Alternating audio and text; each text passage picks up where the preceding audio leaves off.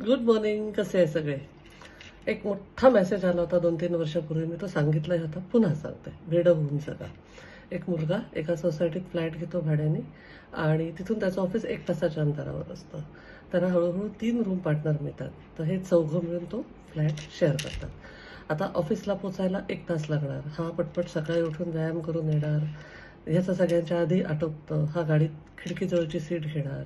मग गाडीत बसल्यावर एक तर गावाकडल्या लोकांशी गप्पा करणार किंवा FM ऐकणार किंवा आजूबाजूची झाडं, फळं, फुलं, पानं, पक्षी बघणार. तोपर्यंत बाकीचे मुलं सगळे सोशल मीडियावर चहा पाठव, कॉफी पाठव, फळं, फुलं पाठव, बुके पाठव याच्यात बिझी. ऑफिसमध्ये पोचल्यानंतर डोअर कीपरपासून तर आतल्या सगळ्या हेल्परपर्यंत सगळ्यांशी याची ओळख. हा सगळ्यांशी बोलत बोलत जाणार. अगदी म्हणजे हा यायच्या आधी याचा टेबल सगळा डस्टिंग करून ह्याच्या जागच्या जागी चहा, कॉफी, पाणी सगळं वेळच्या वेळ येणार. कारण हा सगळ्यांची आस्थेने चौकशी विचारपूस करतो. याच्या ऑफिसमधल्या कुठल्या चौकीदाराच्या मुलीला कम्प्युटर सायन्सला ॲडमिशन मिळते, ते सगळेजण एक मोठा मेसेज करून ऑफिसच्या याच्यावर लावतात. हा जाऊन त्यांना प्रत्यक्ष भेटून त्यांची गळाभेट घेतो. ते एकदम गदगद होतात. एकदा ऑफिसमधल्या कुठल्या तरी बर्वे मावशी असतात, त्यांच्या मुलीला मुलगी होते कळतं.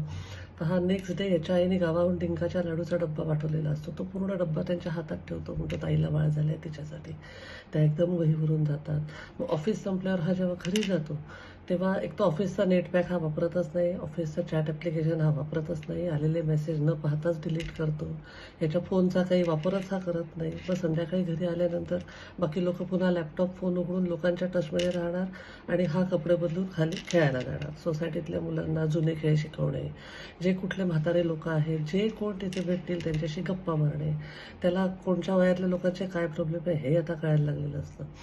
त्या म्हाताऱ्या लोकांच्या ग्रुपमध्ये हा गेला की ते चिडवायचे पण त्याला की तू तुझ्या वयाच्या मुलांबरोबर का नाही राहत. मग तो नुसताच हसायचा खिन्न. तेव्हा त्यांना कळायचं की ह्याच्या वयाची सगळी मुलं तर मोबाईल घेऊन बिझी असतात, त्यांना कुठे वेळ आहे. मग हा घरी येणार, सकाळी उठून पुन्हा हा व्यायामाला जाणार. असं सगळं ह्याचं रुटीन हा सेट करतो. एक दिवस सकाळी खेळायला गेल्यावर ह्याचा पाय बरोबर होतो. डॉक्टर 4-5 दिवस रेस्ट सांगतात. तर हा घरात असतो. एक संध्याकाळ होते, दुसरी सकाळ होते, हा दिसत नाही.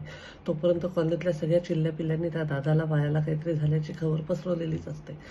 संध्याकाळी याच्या दाराची बेल वाजते. हा लंगडत लंगडत दार उघडतो. तर 2 आजी हातात वाटीचा कुठला तरी पायाचा लेप घेऊन येतात त्याच्यासाठी.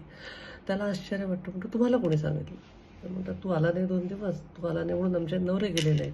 ते घरात बसले आहेत बडबड करत, आम्हाला त्यांची बडबड सहन होत नाही. असं मिश्किल उत्तर देऊन त्याला रागवतात आणि गप्प बसून त्याच्या पायाला लेप लावायला सुरुवात करतात. तेवढ्यात अजून काही लहान मुलं येतात, अजून काही आजी आजोबा येतात, अजून काही यंग कपल असं त्याला भेटायला, काहीतरी खायला प्यायला, काहीतरी फळं फुलं असं घेऊन इतकी गर्दी जमा होते घरात की जेव्हा हे ऑफिसचे रूम पार्टनर त्याचे येतात घरी 3 जण, त्यांना घरात चालायला जागा नसते.